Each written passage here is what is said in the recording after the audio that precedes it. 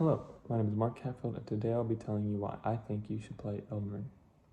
Elden Ring was a game that was developed since 2016, announced in 2019, and has been released since February 25th, 2022.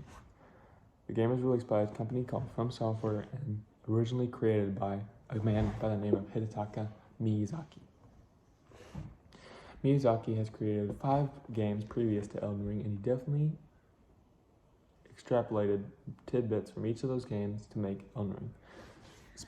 Elden Ring is a game where you are a character created by yourself. What your character does, how your character looks, everything about it is all up to the player. So you come into this world and you're met in a dark cave, and you go forward and you fight something. The something is very difficult. And you die almost immediately, but you're reborn, and you go to a different area, and you walk through this cave, and you are met with the whole world that the game lets you play in. That area in of itself is called the Lands Between. The Lands Between is probably one of the biggest areas I've ever been able to play in any game, and I've played a lot of games. It is easily the most densely packed game I've ever played.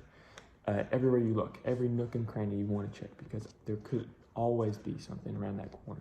There could be a weapon, there could be armor, there could be spells to find. You don't know.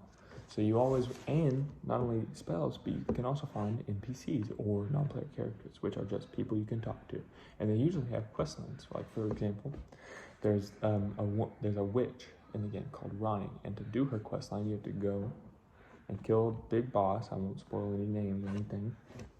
Kill him, and then you get to unlock this whole new area that you wouldn't unlock unless you did this quest line, or unless you beat the boss rather. And in that area you find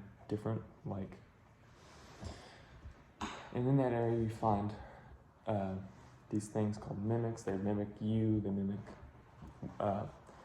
enemies you found before. It's all really crazy. And this whole quest line goes throughout the whole entire game. The whole game is this quest line. It's ridiculous how much is in this game. And there's several quest lines like this. There's one quest line where you try to uncover the conspiracy of the gods. And I won't spoil any more about that, but tell me that doesn't excite you just by hearing it. Anyways, the next thing I'd like to talk about is the things that Elden Ring took from the 5 games made previously. The 5 games made previously are Dark Souls 1 through 3, Bloodborne, and Sekiro: Shadows Die Twice. From Sekiro, they mainly just took the exploration. In Sekiro, there's actually a jump button. It's in more of like a Japanese kind of shinobi style game, and it's definitely outlandish and not really grounded in reality. But anyways, in this game you have a grappling hook and a jump button, which you don't have in any of the other games aside from Elden Ring. So the vertical exploration, is just taken right out of Sekiro. It's amazing, and it's a beautiful game.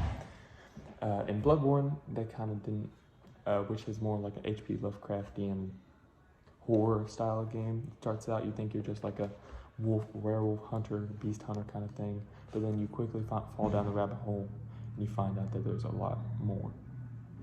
Bloodborne is a lot more gothic in nature, so it's not really medieval. It's more like just the Victorian era is what it looks like. It looks like Victorian London or anything like that, and it's very aggressive combat, and there's definitely parts of that aggressive combat that they take and put into Elden Ring. So if you like that combat, it's very fluid, and you get that in Elden Ring for sure. Dark Souls 1 through 3 are the games that Elden Ring takes from the most, however. It takes the story, it takes the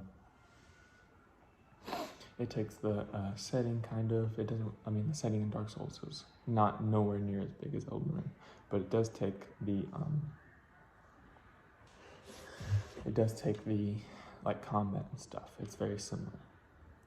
Next thing I want to talk about is the objective in Elden Ring. In Elden Ring, you find that there was once a thing, the Elden Ring, and it was shattered, and each shard was given to a specific demigod and passed down through their generations.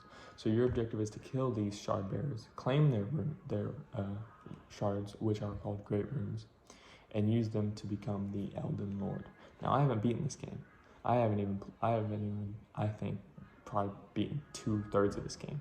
And this game I played for probably over 70 hours. And the creators themselves from software thinks that this game could be beaten in 30. And to that I say, no. If you want to explore this game, it's going to easily take you probably upwards of 100 hours, maybe 80 if you're good. I'm not good. But you really get a scope of how massive it is once you clear out the first area. Once you beat the first shard bear, you realize how much more there is to this game. You don't know it yet, but it is one of the best games of all time once you get it and once you get into it. It takes a lot of time. It's a very difficult game, but once you put in the time and the effort, you know that it's all going to be worth it and it's all going to be fun. In my opinion, the game is not only worth your money, but it's also very well worth your time.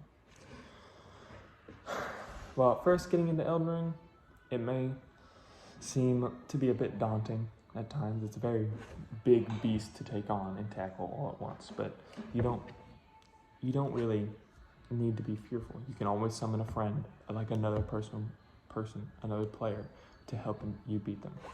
You beat the main bosses. They're all pretty difficult. They've all taken me a good few tries, especially the first one. But over sheer determination and grit, you'll overcome this game.